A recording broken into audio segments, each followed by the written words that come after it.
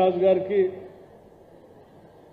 అట్లాగే గౌరవ రాష్ట్ర గిడ్డంగుల సంస్థ చైర్మన్ రాయల నాగేశ్వరరావు గారికి, ట్రైకార్ చైర్మన్ గౌరవ వెల్లయ్య నాయక్ గారికి, మార్కెట్ కమిటీ చైర్మన్ సంజీవరెడ్డి గారికి, వేదిక మీద ఉన్నటువంటి ఇతర ప్రజాప్రతినిధులందరికీ, అనేక గ్రామాల నుంచి ఇక్కడ పెద్ద ఎత్తున తరలి వచ్చినటువంటి సోదర సోదరీమణులారా, మీ అందరికి కూడా ముందుగా నా హృదయపూర్వకమైనటువంటి నమస్కారాలు తెలియజేస్తా ఉన్నాను.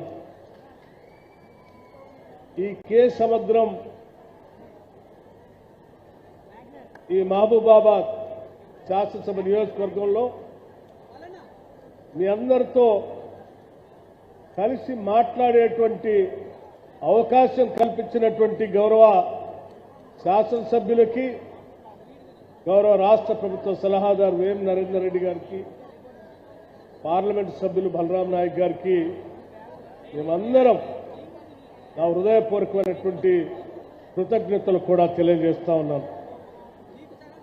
మహబూబాబాద్ శాసనసభ నియోజకవర్గంలో పెద్ద ఎత్తున అభివృద్ధి కార్యక్రమాలు చేయాలని, ఈ ప్రాంతం అభివృద్ధి జరగాలని మనస్ఫూర్తిగా కోరుకున్నటువంటి ఈ ముగ్గురు నాయకులు ఈరోజు మా అందరినీ కట్టగట్టి ఇక్కడ తీసుకొని వచ్చి వందల కోట్ల రూపాయల అభివృద్ధి కార్యక్రమాలకి భూమి పూజ కార్యక్రమం చేపించారు. నిజంగా ఈ ప్రాంత ప్రజలందరూ కూడా ఇటువంటి నాయకులు ఈ ప్రాంత ప్రజలకు దొరికినందుకు మీ అందరికీ సేవ చేసేటువంటి అవకాశం ఇచ్చి వాళ్ళని ఆశీర్వదించడానికి మిమ్మల్ని వారిని ఇద్దరిని కూడా అభినందిస్తా ఉన్నాను. మిత్రులారా, ఇప్పుడే గౌరవ మంత్రివర్గ సహచరులంతా కూడా ఈ రాష్ట్ర ప్రభుత్వ అధికారంలోకి వచ్చిన నాటి నుంచి నేటి వరకు చేసిన అనేక అభివృద్ధి కార్యక్రమాలన్నింటినీ కూడా మీకు వివరించారు. నేను ఎక్కువగా సమయం తీసుకోకుండా ఒక 2-3 విషయాలు మీ దృష్టికి తీసుకుని వచ్చి, ఈరోజు రాష్ట్రాన్ని పరిపాలన చేస్తున్నటువంటి ఇందిరమ్మ రాజ్యం ఈ రాష్ట్ర ముఖ్యమంత్రి రేవంత్ రెడ్డి గారి నాయకత్వంలో నేను కానీ మంత్రివర్గ సహచరులు కానీ ప్రతిరోజు 18 గంటలు ఈ రాష్ట్ర అభివృద్ధి కోసం పనిచేస్తున్నారని చెప్పడానికి నాకు ఎటువంటి సందేహం లేదు.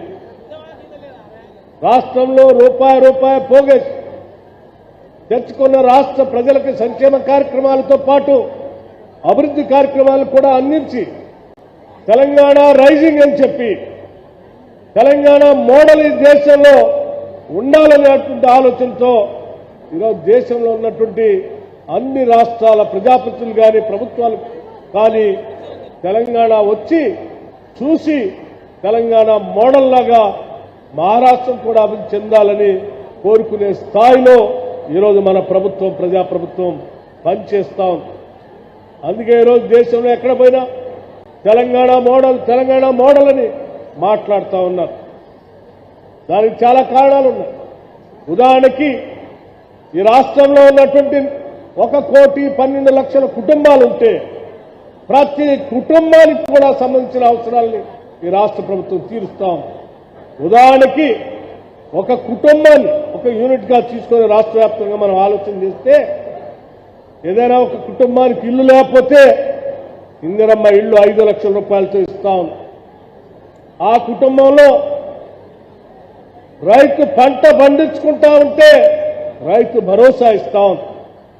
ఆ కుటుంబంలో అప్పు తీసుకొచ్చి బ్యాంకుల ద్వారా వ్యవసాయం చేసుకుని ఉంటే అప్పులు భారం పడితే వాళ్ళకి 2 లక్షల రూపాయలు రుణమాఫీ చేసింది. ఆ కుటుంబంలో పిల్లలు చదువుకుంటా ఉంటే కావాల్సిన విధంగా రెసిడెన్షియల్ పాఠశాలలు పెట్టింది. ఇంకా బాగా చదువుకుంటా అంటే ఫీజు రీఎంబర్స్మెంట్ ఇచ్చి ముందుకు తీసుకెళ్తా ఉంది.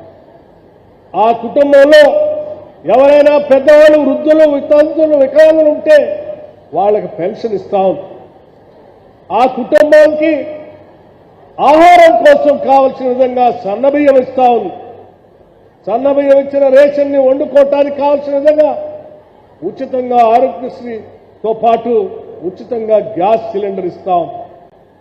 ఆ కుటుంబంలో ఎవరికైనా ఆరోగ్యం బాగలేకపోతే 10 లక్షల వరకు ఆరోగ్యశ్రీ కార్డు ఇస్తా ఉంది, రాజీవ్ ఆరోగ్యశ్రీ కార్డు. ఆ కుటుంబంలో ఎవరైనా పని చేసుకునే సత్తా ఉంది, నాకు పని కల్పించండి, పని దొరకట్లేదంటే 100 రోజులు పని కల్పిస్తా ఉన్నాం. ఆ కుటుంబంలో ఉద్యోగం రావాలి అని అంటే చదువుకున్నటువంటి వాళ్ళు ఉంటే ఈరోజు పబ్లిక్ సర్వీస్ కమిషన్ ప్రక్షాళన చేసి 56,000 పైబడి ప్రభుత్వ ఉద్యోగాలు ఇచ్చేటువంటి కార్యక్రమాన్ని చేపట్టాం. ఆ కుటుంబంలో ఒకవేళ ప్రభుత్వ ఉద్యోగం రాకపోతే సెల్ఫ్ ఎంప్లాయ్మెంట్ మీద బతకటం కోసం కావాల్సిన విధంగా రాజీవ్ యువ వికాసం అని చెప్పి సెల్ఫ్ ఎంప్లాయ్మెంట్ స్కీమ్ కింద 8,000 కోట్ల రూపాయలతో సెల్ఫ్ ఎంప్లాయ్మెంట్ స్కీమ్ తీసుకొని వచ్చాం. ఈ రకంగా ఆ ఇంట్లో మహిళ ఉంటే రాష్ట్ర వ్యాప్తంగా ఉచితంగా తిరగటానికి కావాల్సిన విధంగా ఉచిత బస్సు కార్యక్రమాన్ని చేపట్టాం. ఆ ఇంట్లో మహిళ ఉంటే డ్వాక్రా సంఘాల్లో చేర్చి పెద్ద ఎత్తున వడ్డీ లేని రుణాలు ఇస్తా ఉన్నాం. ఈ రకంగా ఒక ఇంటిని ఉదాహరణగా తీసుకుంటే ఇల్లు లేనటువంటి వాళ్ళ దగ్గర నుంచి ఇల్లు కట్టించే కార్యక్రమం నుంచి మొదలు పెడితే ఆ ఇంట్లో ఉన్నటువంటి అన్ని వర్గాల ప్రజలు, పురుషులైనా మహిళలైనా వృద్ధులైనా వితంతువులైనా వికలాంగులైనా విద్యార్థులైనా నిరుద్యోగులైనా సరే అందరికీ ఏదో ఒక పథకాన్ని అందించి అంతిమంగా ఈ రాష్ట్రంలో ఉన్న ప్రతి కుటుంబం క్షేమంగా సంతోషంగా ఉండేటట్టుగా ఈరోజు రాష్ట్ర ప్రభుత్వం పథకాలు ప్రవేశపెట్టి ఇప్పటికే 1,00,000 కోట్ల పైబడి ఈరోజు రాష్ట్ర వ్యాప్తంగా పంపిణీ చేశామని చెప్పడానికి చాలా సంతోషిస్తా ఉన్నాం.